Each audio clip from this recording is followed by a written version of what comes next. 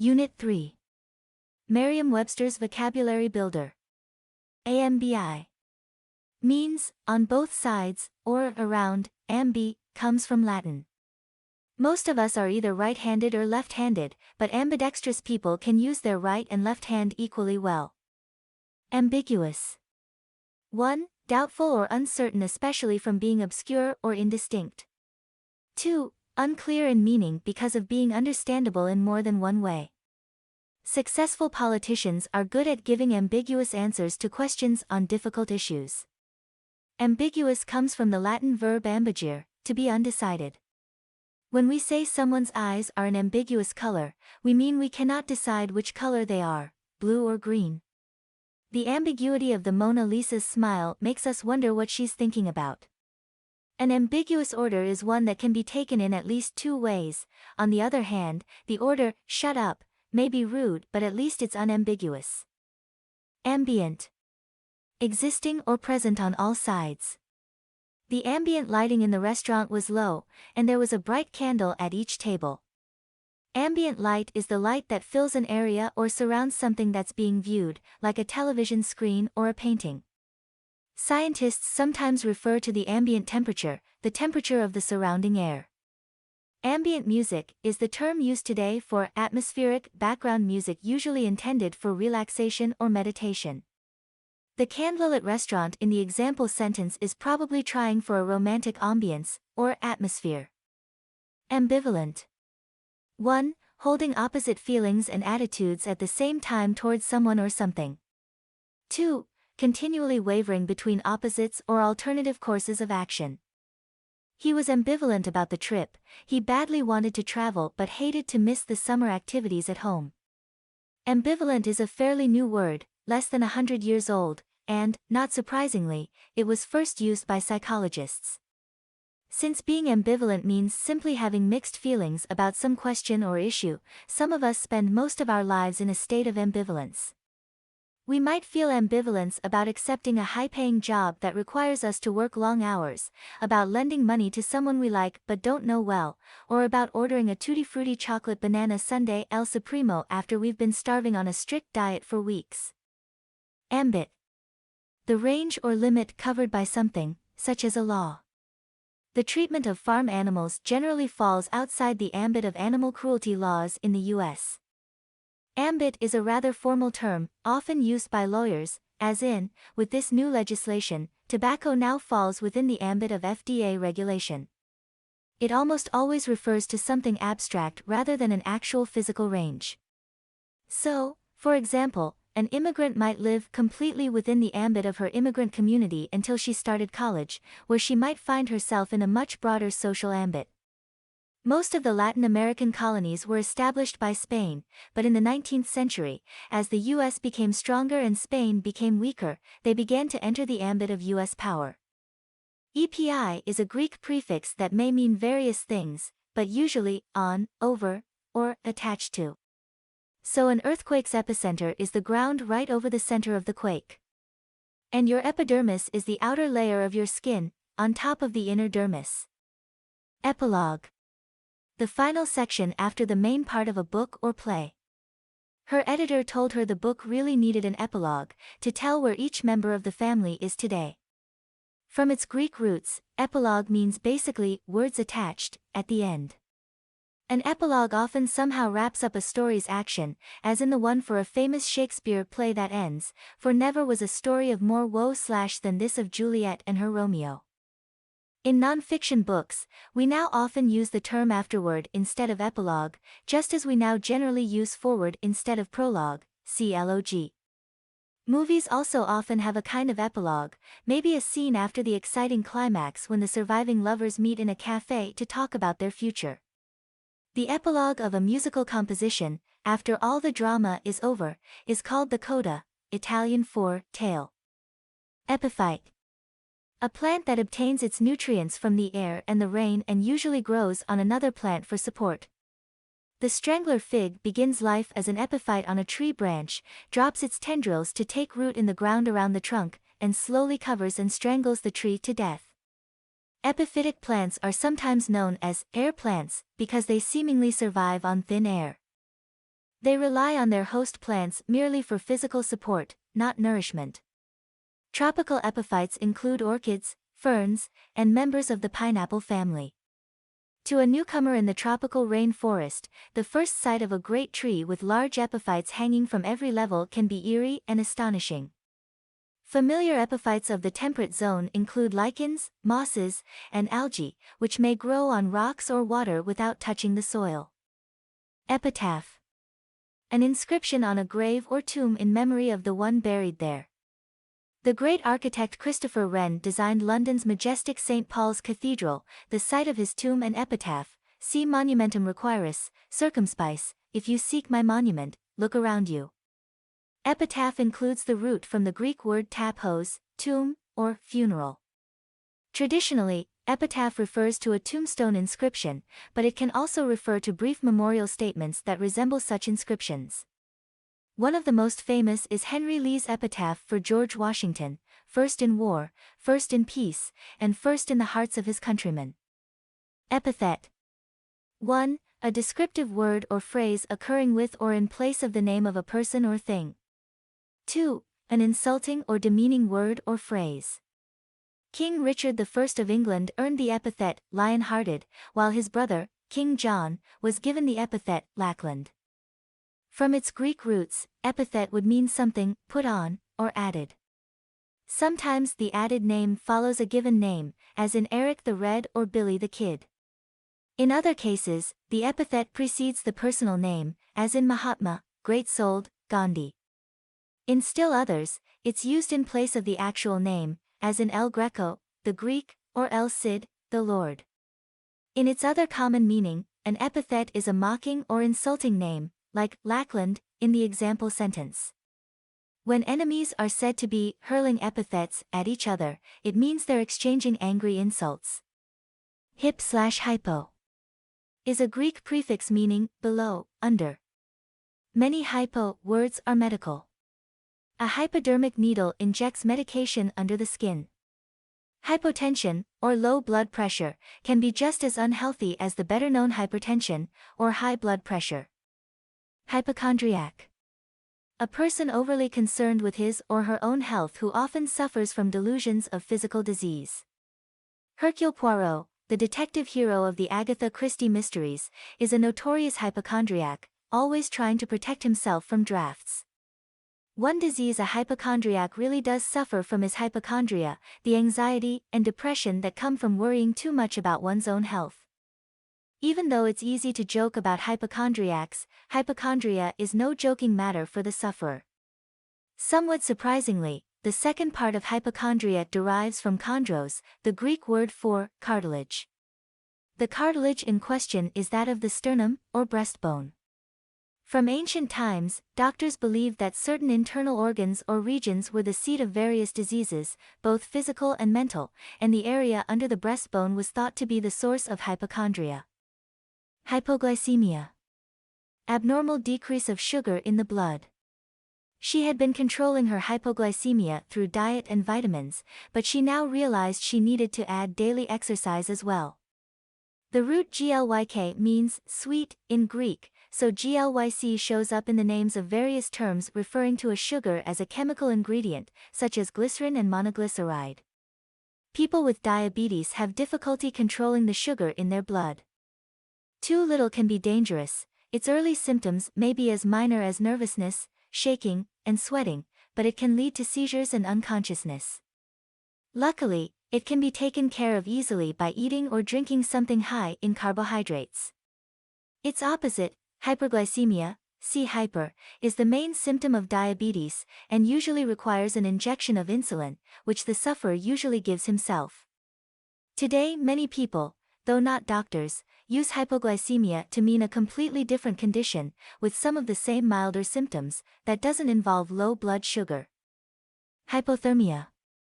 Subnormal temperature of the body. By the time rescuers were able to pull the boy from the pond's icy waters, hypothermia had reached a life-threatening stage.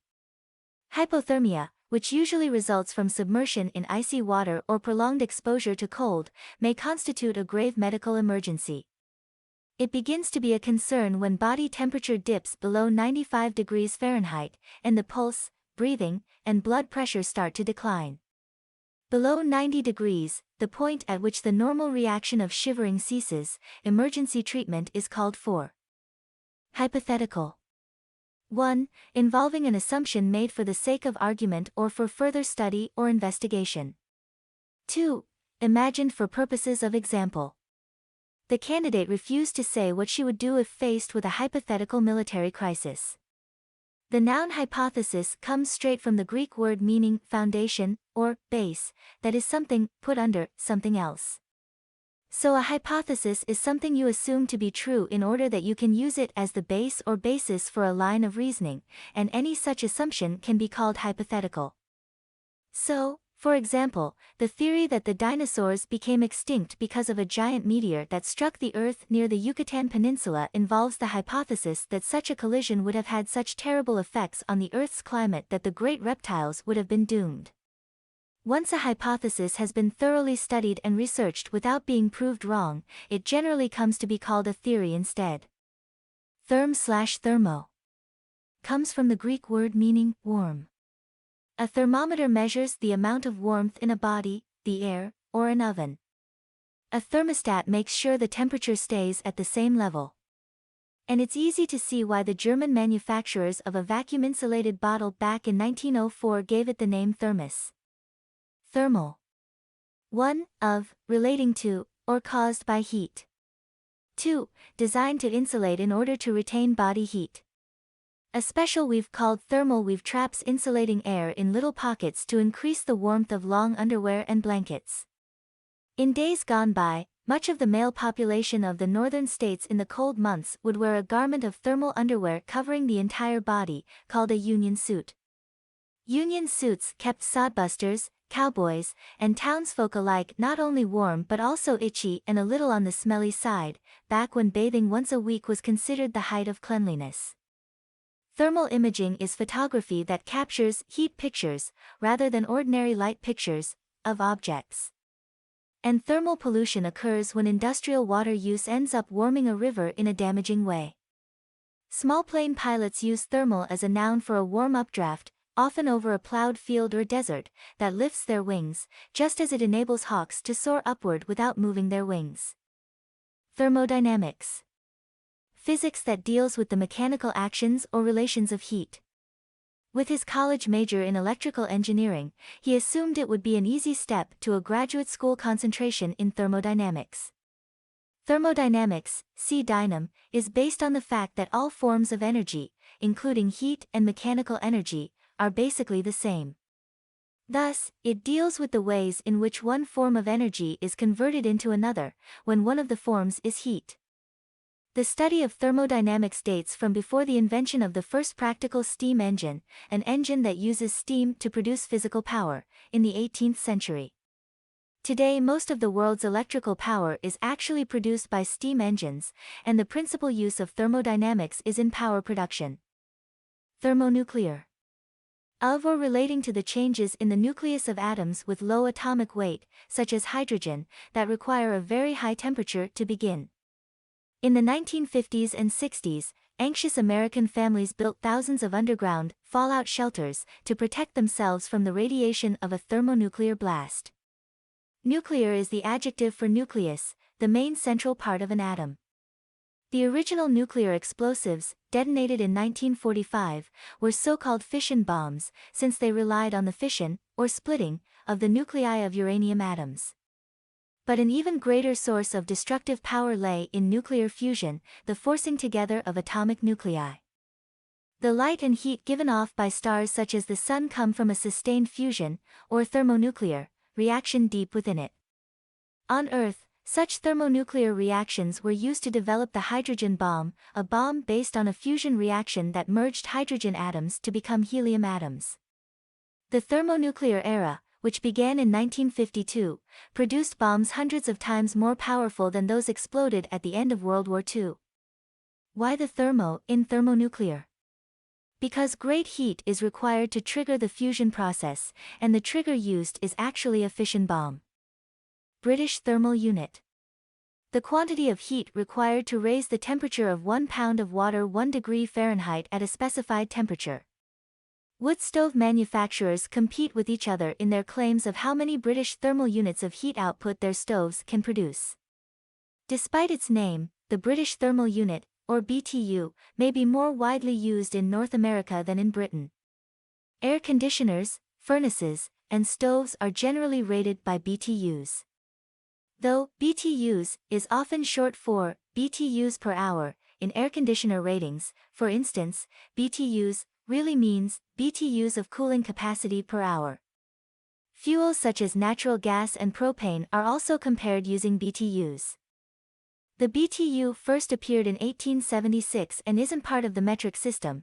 The metric unit of energy is the much smaller joule, so it isn't much used by scientists, but its practicality keeps it popular for consumer goods and fuels. A better-known heat unit is the calorie. A BTU is equal to about 252 calories. Since the familiar food calorie is actually a kilocalorie, a BTU equals only about a quarter of a food calorie. Poly comes from polis, the Greek word for many. A polytechnic institute offers instruction in many technical fields. Polygamy is marriage in which one has many spouses, or at least more than the legal limit of one. And polysyllabic words are words of many syllables, of which there are quite a few in this book. Polyp. 1. A sea invertebrate that has a mouth opening at one end surrounded by stinging tentacles. 2. A growth projecting from a mucous membrane, as on the colon or vocal cords. She had had a polyp removed from her throat, and for 2 weeks afterward she could only whisper. This term comes from polypus, a Greek word for octopus, which meant literally many-footed. To the untrained eye, the invertebrate known as the polyp may likewise appear to be many-footed, though it never walks anywhere since its feet are tentacles, used for stinging tiny organisms which the polyp then devours. The types of tumor known as polyps got their name because some seem to be attached to the surface by branching foot-like roots, even though most do not. Polyps of the nose or vocal cords are usually only inconvenient, causing breathing difficulty or hoarseness, and can be removed easily. However, polyps in the intestines can sometimes turn cancerous. Polyglot. 1. One who can speak or write several languages. 2. Having or using several languages. As trade between countries increases, there is more need for polyglots who can act as negotiators. Polyglot contains the root glot, meaning language. It is used both as a noun and as an adjective. Thus, we could say that an international airport is bound to be polyglot, with people from all over the world speaking their native languages. One of history's more interesting polyglots was the Holy Roman Emperor Charles V, who claimed that he addressed his horse only in German, conversed with women in Italian and with men in French, but reserved Spanish, his original language, for his talks with God. Polymer. A chemical compound formed by a reaction in which two or more molecules combine to form larger molecules with repeating structural units. Nylon, a polymer commercially introduced in 1938, can be spun and woven into fabrics or cast as tough, elastic blocks. There are many natural polymers, including shellac, cellulose, and rubber.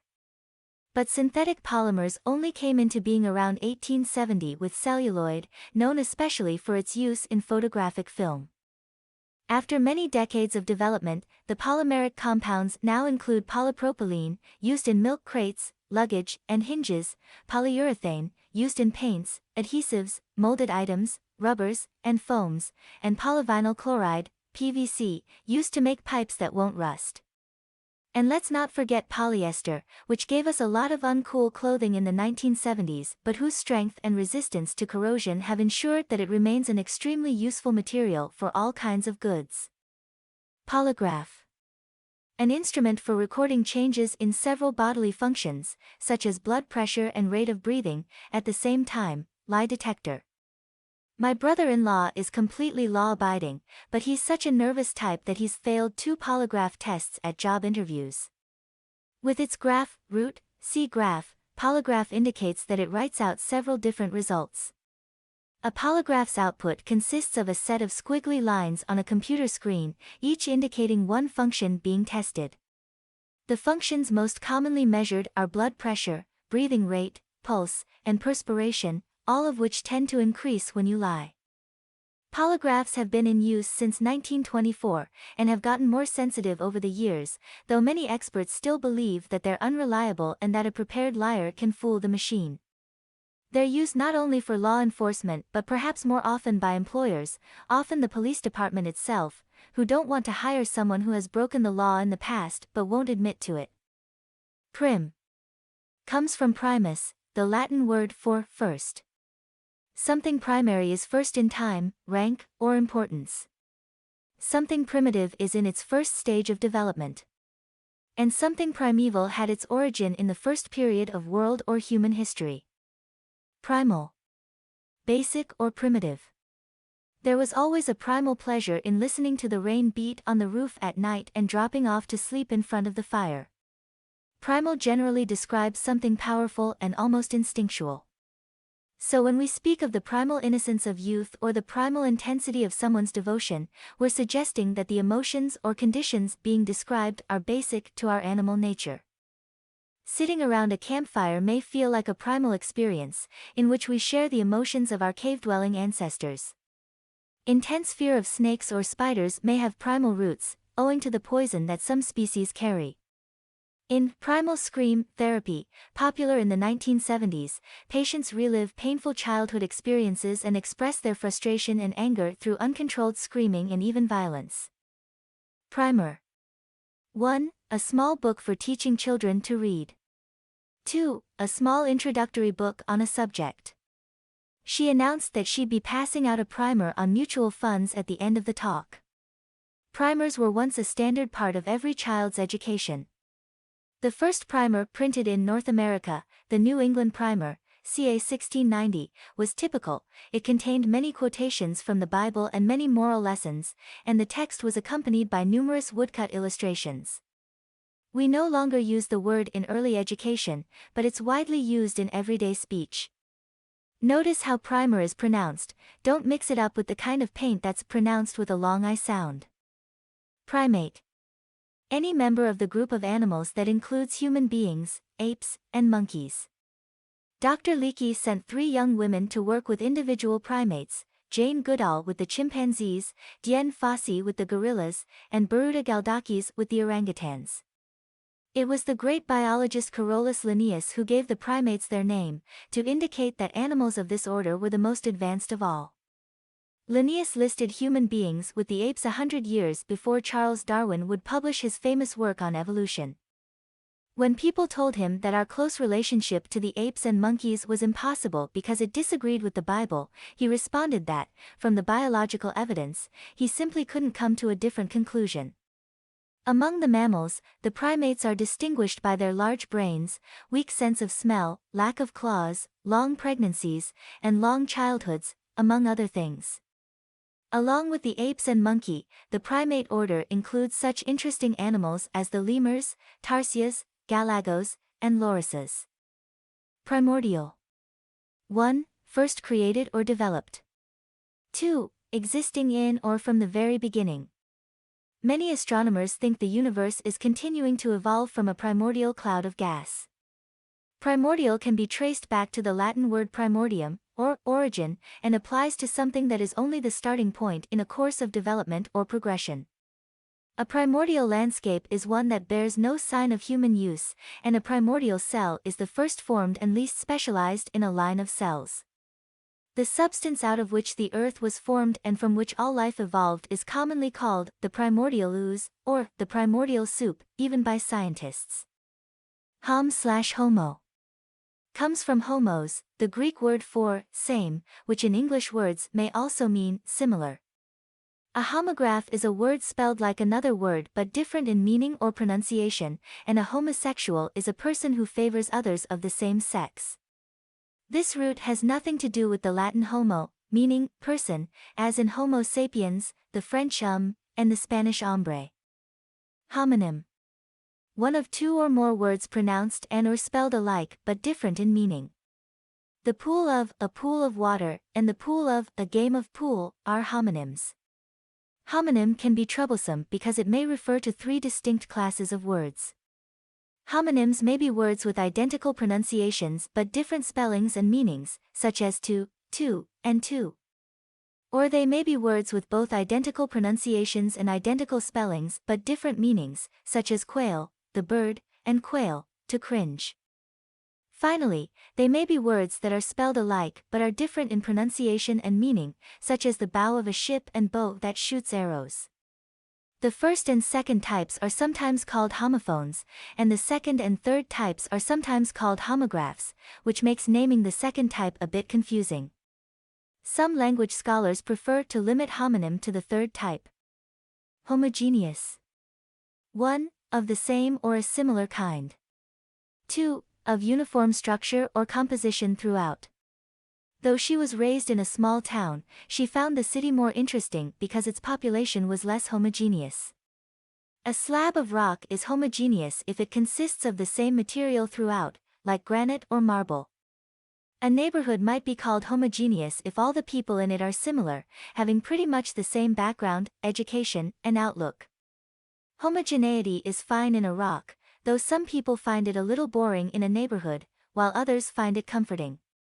Note that many people spell this word homogeneous, and pronounce it that way too. Homologous. Developing from the same or a similar part of a remote ancestor. Arms and wings are homologous structures that reveal the ancient relationship between birds and four-legged animals. In his famous discussion of the panda's thumb, Stephen Jay Gould carefully explains how this thumb is not homologous to the human thumb. Although the two digits are used in much the same way, the panda's thumb is essential for stripping bamboo of its tasty leaves, the staple of the panda's diet. The panda's thumb developed from a bone in its wrist and is an addition to the 5 fingers of its paw. The tiny stirrup and anvil bones of our inner ear, however, do seem to be homologous with the bones that allow a garter snake to swallow a frog whole. Homogenize. 1. To treat, milk, so that the fat is mixed throughout instead of floating on top.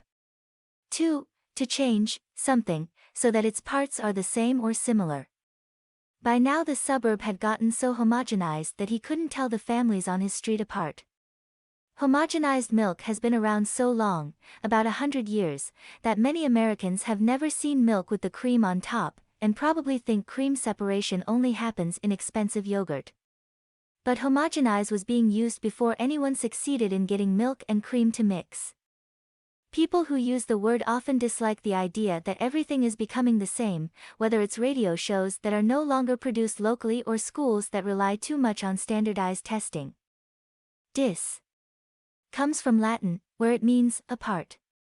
In English, its meanings have increased to include opposite or not, as in distaste, disagreeable, deprive of, disinfect, or exclude or expel from, disbar. The original meaning can still be seen in a word like dissipate, which means to break up and scatter. Dissuade. To convince someone not to do something. The thought of the danger he might be facing on the journey makes her uneasy, and she's trying to dissuade him from going. Dissuade is the opposite of persuade, though it's a less common word. The dissuading may be done by a person or by something else. A bad weather forecast may dissuade a fisherman from going out to sea that day, but a warning on a cigarette pack almost never dissuades a real smoker from having his or her next cigarette. Disorient. To cause to be confused or lost. By now the hikers were completely disoriented, and darkness was falling fast. The Orient is the East, just as the Occident is the West. The verb orient comes from the traditional practice of building Christian churches so that the altar is at the building's easterly end, in other words, orienting the church. One reason for this practice is that the book of Matthew says, "As the lightning comes from the east, so also will the Son of Man," that is, just like the sun in the morning, Jesus in his second coming will appear in the east. Orienteering is participating in a cross-country race in which each person uses a map and compass to navigate the course. Orient comes from the word meaning, to rise, like the sun, and still today it's easy for a hiker to become disoriented when an overcast sky hides the sun. Discredit.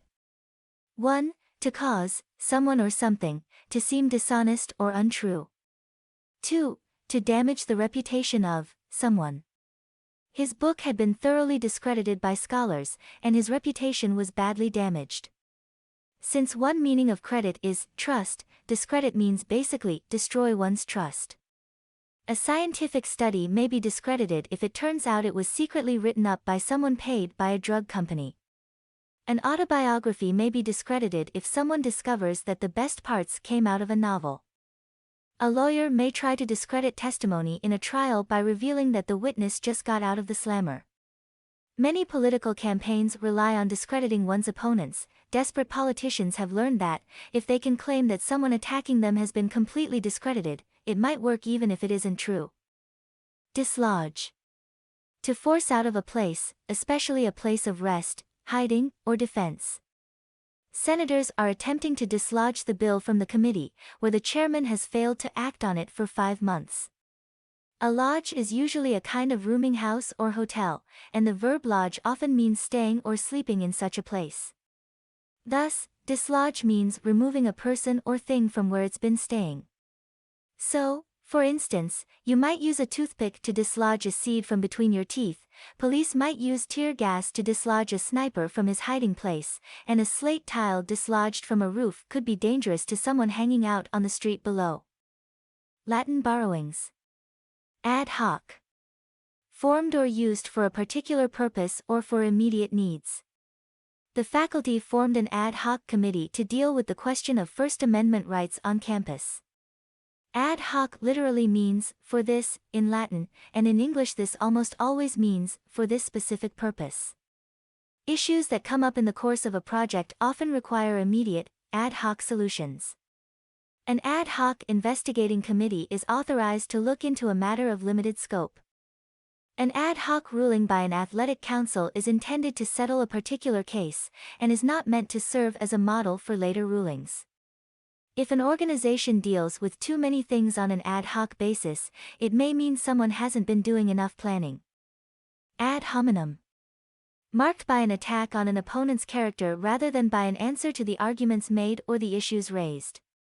Presidential campaigns have often relied on ad hominem attacks rather than serious discussion of important issues. Ad hominem in Latin means, to the man, that is, against the other person. The term comes from the field of rhetoric, the art of speaking and writing. If you have a weak argument, one easy way to defend yourself has always been to attack your opponent verbally in a personal way. Since such attacks require neither truth nor logic to be effective, their popularity has never waned. Alter ego. 1. A trusted friend or personal representative. 2. The opposite side of a personality. The White House Chief of Staff is a political alter ego, who knows, or should know, who and what the president considers most important. In Latin, alter ego literally means second I. An alter ego can be thought of as a person's clone or second self. A professional alter ego might be a trusted aide who knows exactly what the boss wants done. A personal alter ego might be a close friend who is almost like a twin. Alter ego can also refer to the second, hidden side of one's own self.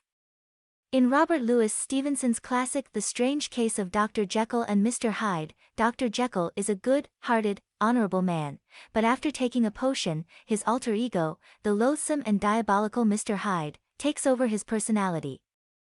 De facto. Being such in practice or effect, although not formally recognized, actual. Although there was never a general declaration of war, the two countries were at war in a de facto sense for almost a decade. Literally meaning, from the fact, de facto in English can be applied to anything that has the substance of something without its formal name. A de facto government is one that operates with all of the power of a regular government but without official recognition. De facto segregation isn't the result of laws, but can be just as real and deep-rooted as legally enforced segregation. The de facto leader of a group is just the one who all the rest seem to follow. Compare de jure. Quid pro quo. Something given or received for something else. He did something very nice for me years ago, so getting him that job was really a quid pro quo. In Latin, quid pro quo means literally, something for something. Originally, the phrase was used to mean the substitution of an inferior medicine for a good one. Today it often doesn't suggest anything negative. For most people, it just means a favor for a favor. But in politics the phrase is often used when, for example, a wealthy corporation gives a lot of money to a candidate and expects to get a big favor in return. In such cases, some of us may prefer to describe the money as a bribe and the quid pro quo as a payoff. Ex post facto. Done, made, or formulated after the fact.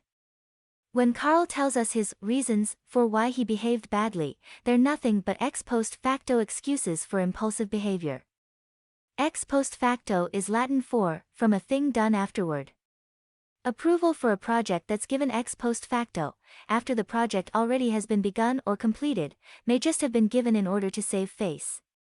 An ex post facto law is one that declares someone's action to be criminal only after it was committed, a procedure forbidden by our Constitution. Modus operandi. A usual way of doing something. A criminal who commits repeated crimes can often be identified by his modus operandi. Modus operandi is Latin for method of operating. The term is often associated with police work, and it's a favorite of mystery writers. In speech and dialogue, it's often abbreviated to MO, as in, we're beginning to get a handle on the killer's MO, but we can't go public with it yet. But it's not only used in criminal contexts. So a frequent gambler who likes to play the horses may have a particular modus operandi for picking winners. And the familiar modus operandi of a cutthroat retailer may be to undersell competitors, drive them out of business, and then raise prices afterwards. Modus vivendi. 1. A practical compromise or arrangement that is acceptable to all concerned. 2. A way of life. During the budget crisis, the Democratic governor and the Republican legislature established a good working modus vivendi. Modus vivendi literally means manner of living in Latin, and it sometimes has that meaning in English as well. Usually, though, a modus vivendi is a working arrangement that disputing parties can live with, at least until a more permanent solution can be found. Typically, a modus vivendi is an arrangement that ignores differences and difficulties. So, for example, two people going through a bitter divorce may be able to arrive at a modus vivendi that allows them to at least maintain an appearance of civility and dignity.